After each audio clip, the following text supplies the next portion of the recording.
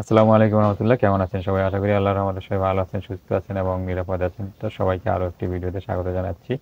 আজকে ভিডিওতে আমি আইসিটি সাবজেক্টের শূন্যপদের তথ্য দেব স্কুল, কলেজ, মাদ্রাসায়। তো যারা আইসিটি সাবজেক্টের নিবন্ধনধারী আছেন তারা ভিডিওটা সম্পূর্ণ দেখতে পারেন, তাহলে বুঝতে পারবেন যে সারা দেশের কোথায় কতগুলো শূন্যপদ আছে আপনাদের সাবজেক্টে।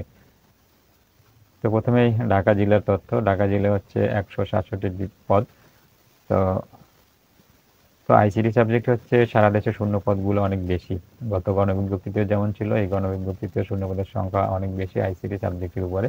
তো এই সাবজেক্টে যারা নিবন্ধনধারী আছেন তাদের এটা একটা সৌভাগ্য যে আপনাদের সবারই চাকরি হয়ে যাবে। একটু বুঝে শুনে চয়েসগুলো দিলে, কম মার্কস থাকলে হচ্ছে আপনাদের চাকরি হয়ে যাবে। তো যে আহ, তথ্যগুলো আমি এখন আপনাদের দিই। ঢাকা জেলা হচ্ছে 167টি, ফরিদপুরে 86, গাজীপুরে 178, গোপালগঞ্জে হচ্ছে 50, কিশোরগঞ্জে 140, মাদারীপুরে 136, মানিকগঞ্জে 65, মুন্সিগঞ্জে 78, নারায়ণগঞ্জ 89, নরসিংদী 106, রাজবাড়ী হচ্ছে 48, শরীয়তপুরে হচ্ছে 113, টাঙ্গাইলে হচ্ছে 173, বরগুনা 171, বরিশালে 363, তারপর হচ্ছে ভোলা 159, ঝালকাঠি 154, পটুয়াখালী 304, পিরোজপুরে 161, তারপর বান্দরবনে হচ্ছে 33, ব্রাহ্মণবাড়ি 187, চাঁদপুরে 373, চিটাগাংয়ে 710 এবং কুমিল্লায় 748। এটা হচ্ছে সর্বোচ্চ পরিমাণে পদ ফাঁকা আছে কুমিল্লায়, 748টি। তারপর কক্সবাজারে 205, ফেনীতে 168, খাগড়াছড়ি 59, লক্ষ্মীপুরে 225, নোয়াখালী 311, রাঙামাটি হচ্ছে 79জন, 79টা পদ ফাঁকা আছে।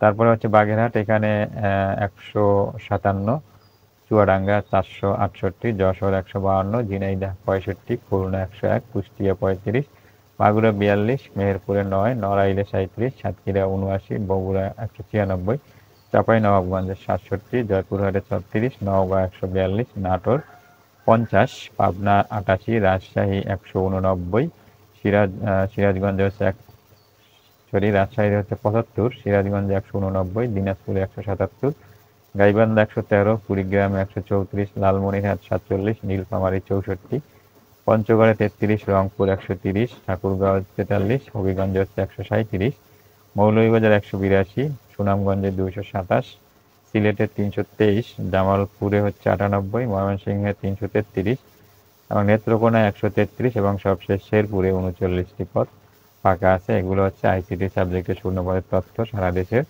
স্কুল, কলেজ, মাদ্রাসা মিলিয়ে। তো আপনারা যারা আইসিটি সাবজেক্টের নিবন্ধনধারী আছেন, আশা করি আপনারা যদি একটু বুঝে শুনে চয়েসগুলো দেন, যাদের মার্কস কম আছে তাদেরও চাকরি হয়ে যাবে। কারণ আইসিটি সাবজেক্টে কোনো নিবন্ধনধারী যা আছে তার চেয়ে পদ অনেক বেশি ফাঁকা আছে। তো এক্ষেত্রে আপনাদের চাকরি হওয়ার সম্ভাবনা কিন্তু খুবই খুবই খুবই বেশি। একটু বুঝে শুনে চয়েসগুলো দিলেই হবে।